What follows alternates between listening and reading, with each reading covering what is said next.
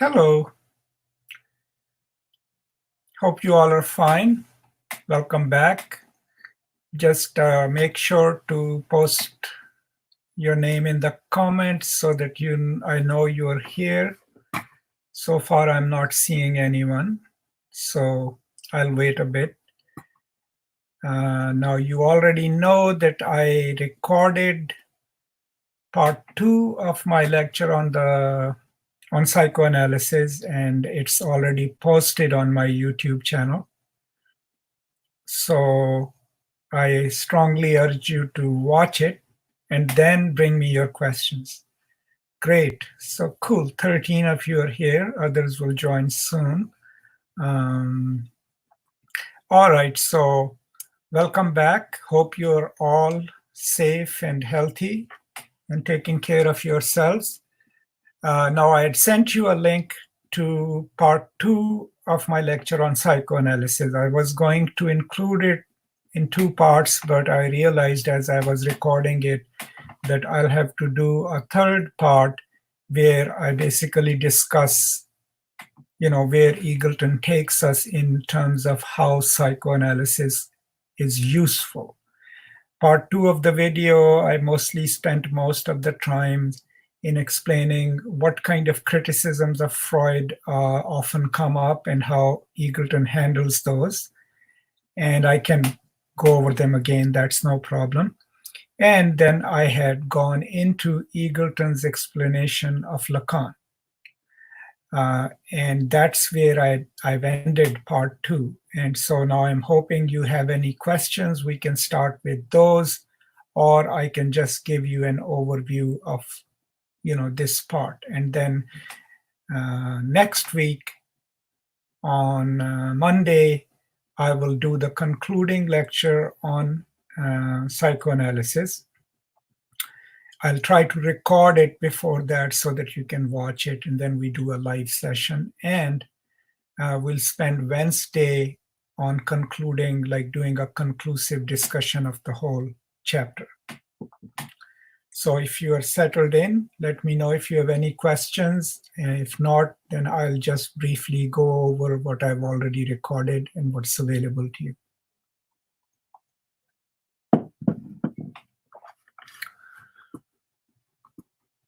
All right, 15 of you are here. Aaron is cool. Okay. Well, I mean, if there seem to be no question, then let me put the presentation that I used. Now, on page 140 is where Eagleton, after having concluded his introduction to Freud and the main concepts in Freud, tells us, okay, here are some of the criticisms of Freud. And then he handles each one of them briefly, but in the next couple of pages. So the first major criticism that he talks about, and this is what comes mostly from the scientific community, is the problem of scientificity of Freud's method. Now we know, not through this chapter, but generally speaking as well, that Freud claimed psychoanalysis to be a scientific method, right? He kept copious notes, he studies his subjects, but the whole idea of this division of psyche into 3 parts and what does the stages that the infant goes through, there is no way of proving it, right? So most of it, even though practiced, kind of remains theoretical. And so a lot of the scientists then question the validity of that science, that is it really a scientific method? And that's one of the criticisms on page 140 that Eagleton talks about it. Then Freud's obvious sexism and his own sexist values. Those, of course, the feminists bring it up, but also a lot of other scholars, because as we talked about, when Freud is theorizing sexuality and psychosexual development, it's pretty much mostly male dominant, right? And a lot of people have a problem with it. And quite a few later psychoanalysts after Lacan actually challenge Freud on that. And but that is one of the criticisms of Freud, that his explanation of the psyche remains male centric. Now Eagleton basically is saying, well, he's probably not much different from any other 19th century male, but his views of women as passive, narcissistic, hysteric, and especially the concept of penis envy in little girls comes under a lot of challenges and criticisms, right?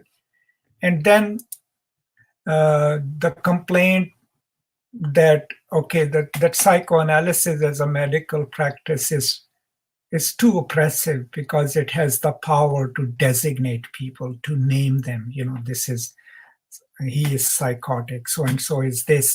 And it's more related to psychiatry, right? And the difference is psychiatry is what we call, clinical psychology, where medication is used to temper the imbalances of the psyche, right? You might have seen it in your own school system, putting kids on Ritalin or on antidepressants.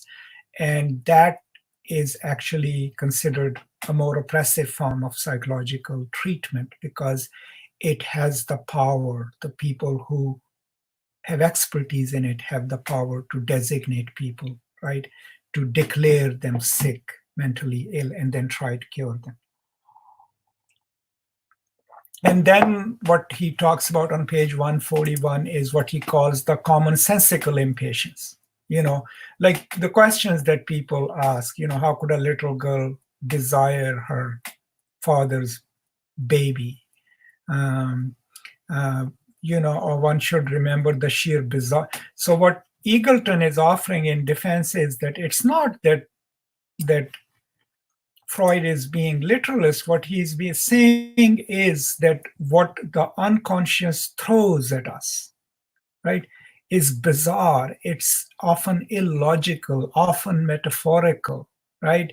It reduces all our anxieties and traumas into something that is not rational itself, right?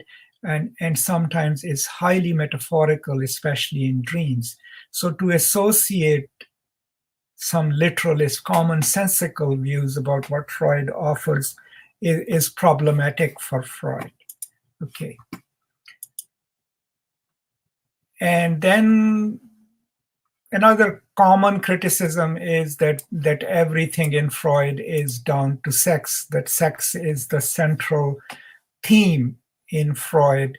And I remember, like, Jung had broken away from Freud based on this, and that makes Freud pansexual. But what Eagleton is basically saying is that, sex is central to Freud's theorization of the psyche, right? And important enough to impact our lives, but that doesn't necessarily mean that Freud was pansexual. He was actually very conservative in his, thinking about sex. And one criticism of Freud, still sometimes heard on the political left, is that his thinking is individualistic, that it reduces human thought or human psyche to individual experiences. And that Eagleton, despite being from the left, strongly disagrees with, because his idea is no, what Freud is suggesting and explaining is deeply material. It's placed in the material world. So here is his quote from page 141, where he says that it's nothing, what Freud is offering is nothing less than a materialistic theory of making of the human subject. Because remember, Freud places the development of the psyche in the social, in relationships with other bodies, with parents. So, and that we come to be as individuals, right, with an encounter with the material world. It's not happening in the privacy of our minds. So to label Freud as someone who privileges the individual over a social or material understanding of reality for Eagleton is kind of, not fair. Now, by this point, do you have any questions? If you do, I would be glad to take them and try to answer them. And so we have kind of discovered through Eagleton the basic ideas behind Freudian psychoanalysis, the terminologies that he develops, and then he moves us into Lacan. And what Eagleton calls Lacan's work is not necessarily that Lacan is initiating a new kind of research, but that Lacan is rewriting Freudianism, right? He's rewriting Freudianism in ways relevant to all those concerned with the question of human subject, its place in society, and above all, its relationship to language. Okay, that's the most important part. This last concern is why Lacan is also of interest to literary theorists, because Lacan is working or reworking Freud's thought after the linguistic turn, after the structuralist and post-structuralist movement, and he uses the knowledge of language theory, especially Saussurean linguistics, in his explanation of the psyche. So what Lacan produces in his major work, is to interpret Freud in the light of structuralist and post-structuralist theories of discourse, not just language, but also theories of discourse. And we've talked about discourse in the class. If you have any questions, I can go over it again, right? Okay, so I am not going to go over the slides because you can watch the entire lecture that is already recorded. But here is what we have to keep in mind, right? So first, coming from Freud, we already covered 5 stages that Freud talks about of human development. The way Lacan handles it is that, okay, so the first stage is what he calls the mirror stage. The mirror stage is when the child sees his or her reflection in the mirror, right? And sees it reflected back and becomes aware of his or herself as an embodiment, as an embodied self. And that is what gives the child the idea of a central, realistic self. And that's how the self is centered. Now, at this stage, this is what Lacan calls the imaginary. In the imaginary order, there is a dyad. It's the child and the body of the mother, right? And the child then, the imaginary is the only time where we have access to the real, right, of ourself, which is still fictive, which is constructed, but we don't have the language to split that real so we can exist in that real, right? The split happens when the figure of the father enters the picture. When the figure of the father enters the picture, the child, as the child is also developing language, crying, right? And learning that crying can have different meanings, right? Distress crying, crying to ask for something, right? The child is also internalizing this control.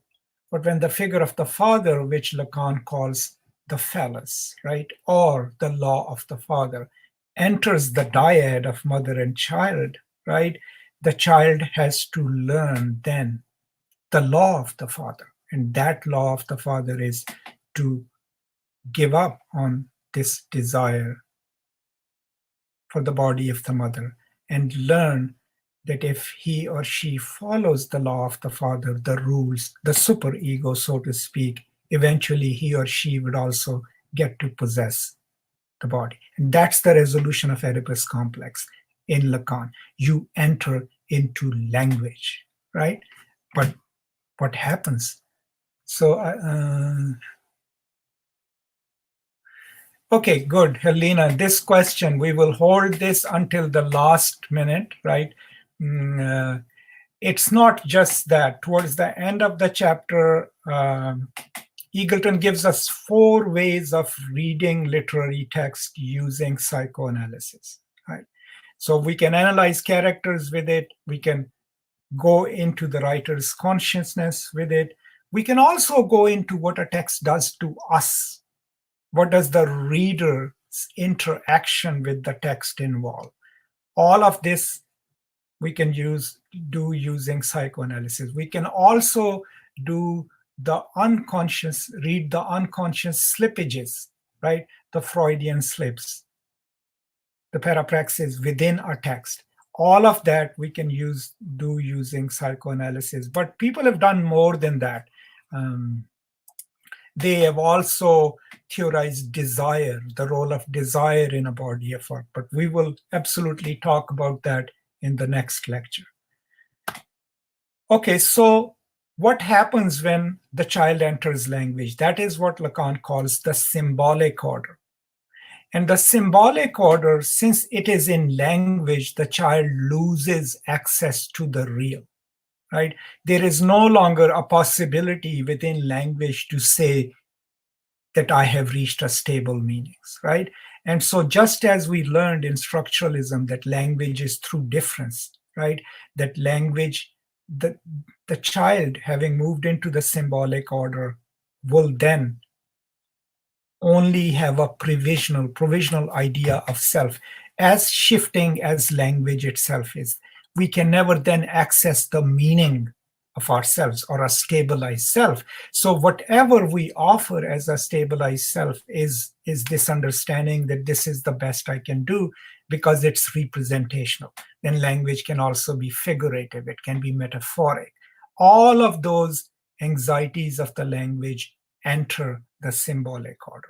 But the symbolic order entry into it is the resolution of the Oedipus complex, right? But since Lacan is connecting this transition to entering language, then we also know that the law of the father is codified in language. So negotiating that becomes important. We also become more aware of our actions and our children's actions. Think of it this way. If you have a little infant, right, and you go out in public and the infant starts crying, right, or, relieves his or herself, you will not be embarrassed about it. But the moment children enter language, we expect them to behave according to the law of the father, according to the superego and its norm. So parents whose children throw a tantrum in a restaurant, right? Parents whose children don't know what is right to do, what is not right to do, would publicly feel embarrassed. And the reason they feel embarrassed is because in their unconscious, the children have not learned to perform a stable identity within the symbolic order, right? Now, understanding the symbolic order is crucial because when we discuss Kristeva, right, she makes a distinction between the semiotic order, which is Lacan's imaginary, and the symbolic order. And that's how she theorizes the essential female writing, like love, like richer feminine. I can't say it in French. But by connecting it to the pre-symbolic order. Okay, so the difference, right?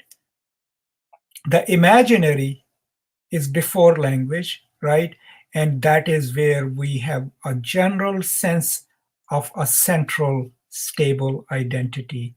But the moment we enter the symbolic order, not only our idea of self, becomes as unstable as language, but we also have to function within the symbolic order to resolve our Oedipus complex, or for women, the Electra complex, right? We have to learn the rules. We have to modulate our behavior according to that. But doing all that, we also know that anytime we repress something that is not permissible, it goes into our unconscious. And the unconscious is structured in Lacan like language. Okay. And because it's structured like language, it has all the things associated with language that we have talked about. So because language works through metaphor and metonymy, it is also because, like language itself, it is composed less of signs, stable meanings than of signifiers. So if the unconscious is like language, think of it. It has signifiers and signified, but No signifier can carry its own true meanings. It can only be understood through differences with other signs, through other signifiers. So at the end, the unconscious, when it throws something at us, right, it's deeply metaphorical, but it can have no integral meaning because we understand the meaning through difference from other signs, right? And through differing meanings to other signs. All of those ambiguities that we learned in structuralism about languages then form part of the unconscious. And that is also the part where Lacan provenly becomes a post-structuralist or structuralist psychoanalyst. And Eagleton then tells us that this is where Lacan becomes crucial for literary studies, because the way he is portraying the unconscious is pretty much structurally like a modernist text. Think of the modernist text, right? Ulysses, right? Any of Virginia Woolf's works, right? Um, uh, Faulkner, As I Lay Dying, or even Sound and the Fury. Certain aspects of the modernist text are that they don't claim to represent reality, which would only be possible in the imaginary order. They play with language.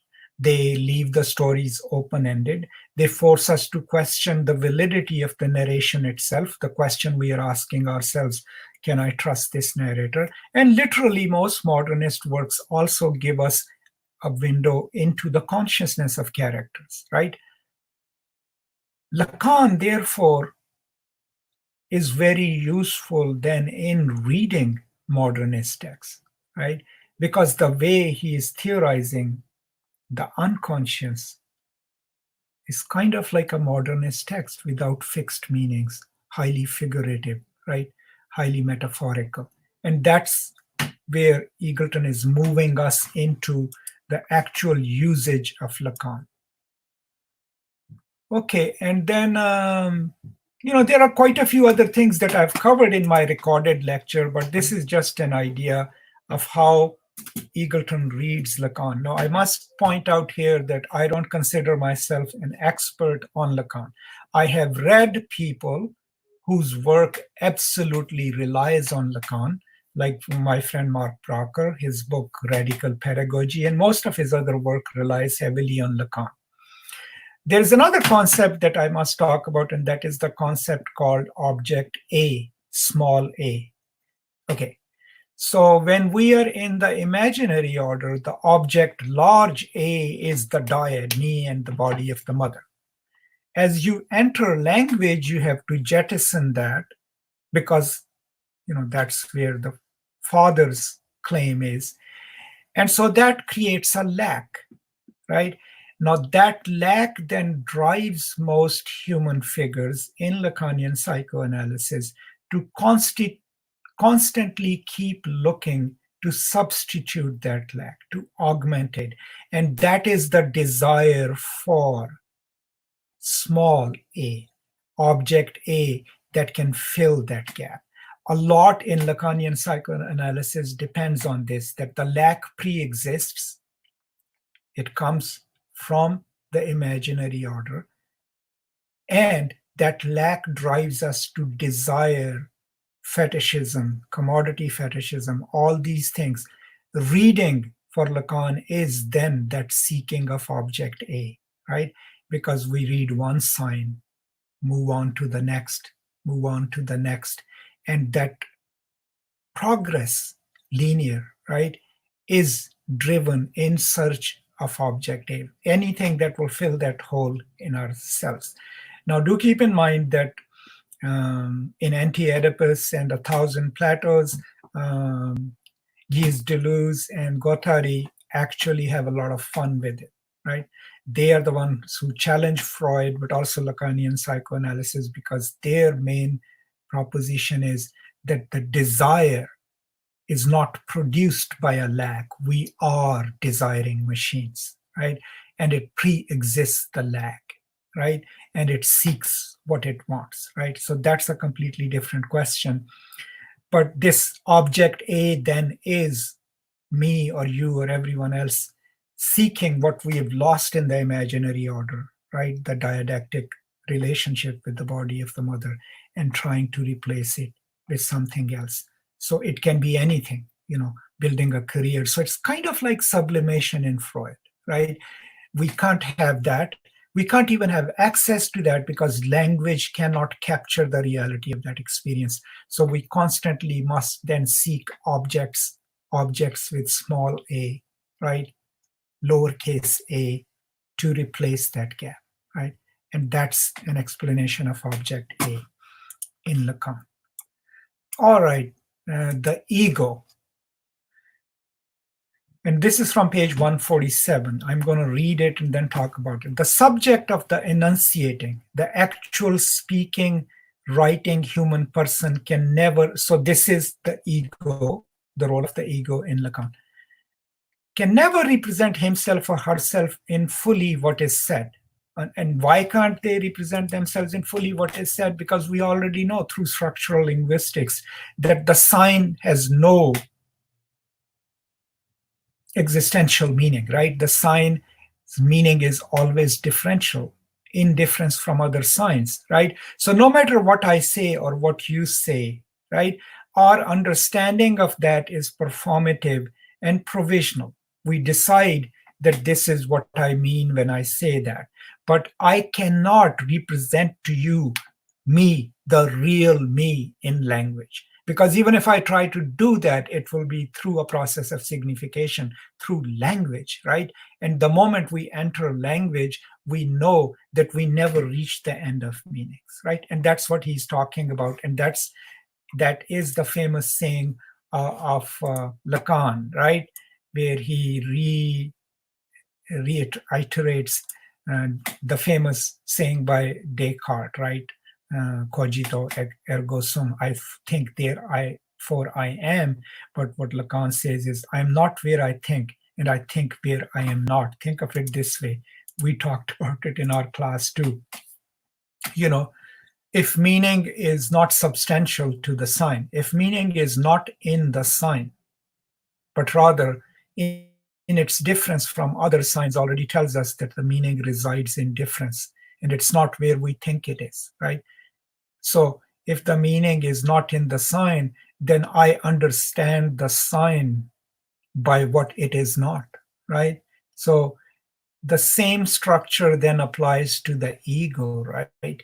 Ego stabilizing itself, constantly moving into language, then can only be understood through other signs. So by connecting psychoanalysis to structuralist linguistics and then post-structuralist linguistics, what Lacan does is uses that theory to map consciousness, to map our reactions in the world, to distinguish between the imaginary order, which is pre-linguistic, right, and hence stable, still fictive, right? The idea of the still, what we see in the mirror is still fictive, right? But we consider it real. But then as we move into the language, it becomes representational.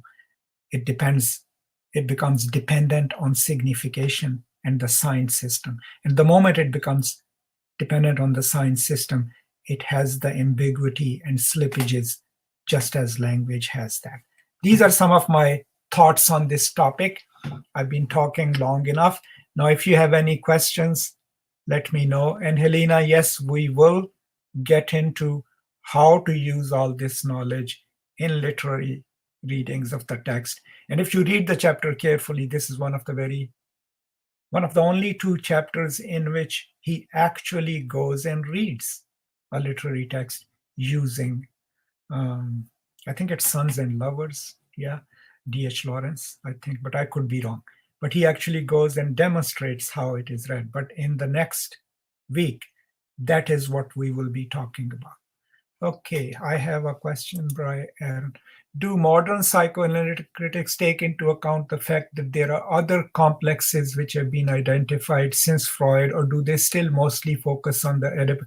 That's a very interesting question. Actually, one criticism of a lot of literary critics tends to be that they, in psychoanalysis itself, in studies of the mind, people have pretty much kind of dismantled a lot of Lacanian claims, but we literary critics still tend to stay with Freud or with Lacan and tend to forget that a lot of his or Freud's ideas have been dismantled. Now, do people go beyond Freud? Yes. And Lacan, if you read any of the Deleuzian readings of literary studies or literary theory, one of my mentors, Amit Rai, has a whole book, right, about I think, Victorian monsters that he reads through Deleuze. And when you read anything through Deleuze, you are already reading it from a point of view that is post-Freud and post-Lacan.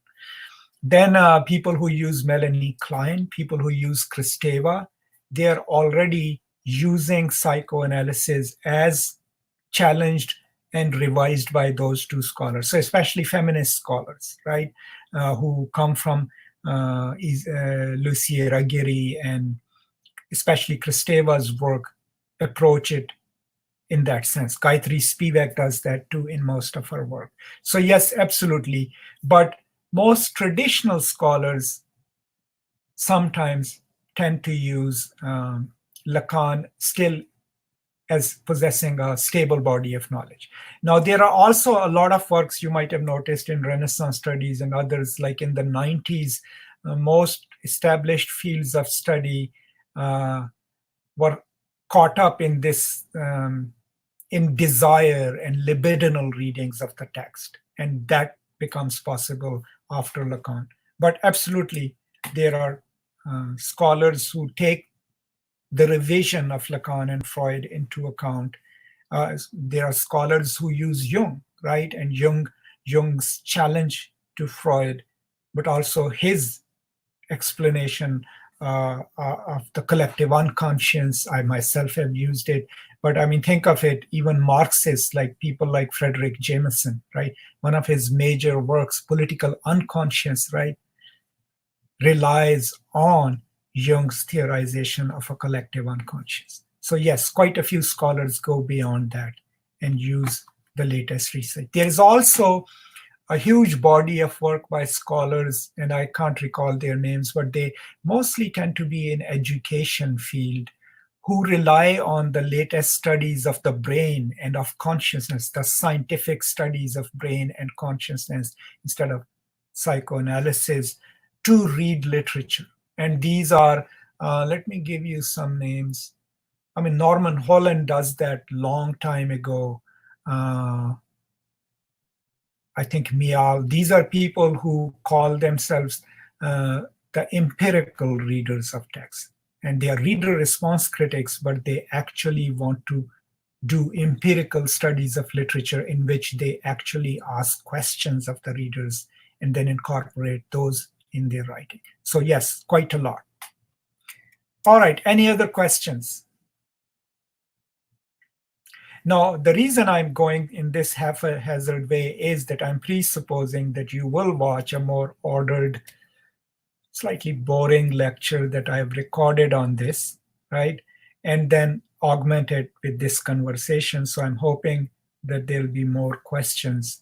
But if not, you already have the recorded version. And then next week, 2 class sessions, we will spend on the use, whatever he does in the chapter, but mostly also focusing on how can psychoanalysis be used as a technique or as a method of literary reading and literary writing, right? And he also mentions there Kristeva, right? I haven't copied the text from Kristeva, but we may do a lecture on that or a discussion on that. But I do want to either record a lecture on, he mentions Althusser, right, who uses Lacan. And I will record a lecture on that, or maybe have a live session on that famous essay, right, for you all. But do keep in mind, if you can lay your hands on my most recent book on ISIS, of all the things, in the first chapter where I discuss my terms, I have about a 5-page discussion of ideology as theorized by Althusser. So I will make that available to you. I'll copy that text from the book and maybe record a lecture on that.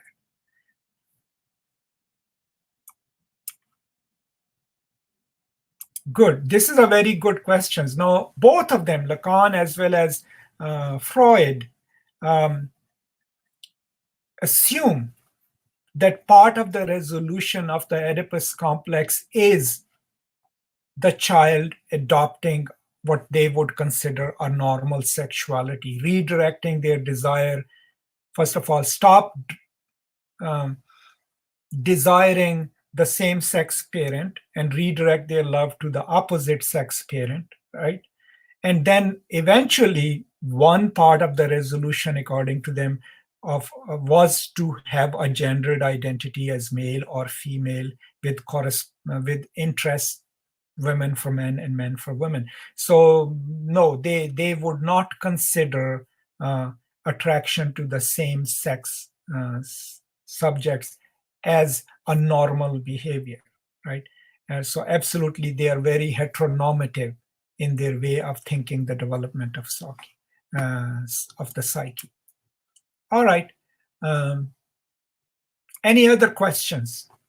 I don't want to keep you long and extend this, but just keep in mind that there is a recorded lecture, and then we will have the next week to go over the rest of the chapter, and I'll be happy to answer as many questions as possible, right? And if you have any questions now or for the future classes, send them my way or post them right now, and I'll happily answer those.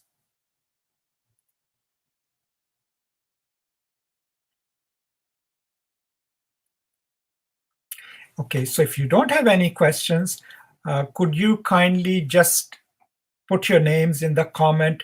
That way I get, in a serialized order, all of you who are present. I see 18 people here, good. And that is a good sign. That means all of you are still showing up, most of you.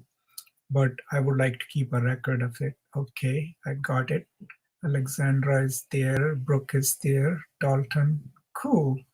Thank you so much. I've been telling my wife that most of my students showed up, and she's like, well, don't tell me that. Because some of her students don't show up to her online classes. And that's good. I'm really grateful to you all. All right, that's cool. I think everyone has reported here. Any other questions or concerns before I sign off? Anything? So as promised, I'll try to record the final lecture of this section before our next class meeting, but we will be talking about that. And then I hope to do Althusser at least a thorough discussion of that. Now do keep in mind the Althusser essay is in the first packet that I gave you. If you don't have it, email me and I'll see if I can find a copy of it. Okay, that's it for today. Thank you so much for joining me, and I am grateful that you all have joined me, and please stay safe, right? I will make this public as well so that you can read it and watch it in conjunction with the recorded lecture. Will there be any more response journals? Yes, they have to be 10. So when you upload them in that assignment that I've already created in Canvas, just make them into one file. And if you have 10, if you've done 10 already, you'll be fine. If not, you have until end of April to upload them. And, so that you get your full points. So I think that answers your question. All right. And if nothing else, then thank you so much. And I will see you next week. Please stay safe. Take care of yourselves. Take care of your loved ones. Don't go out if you don't need to, right? And, take care of yourself. All right. Thank you so much, and goodbye.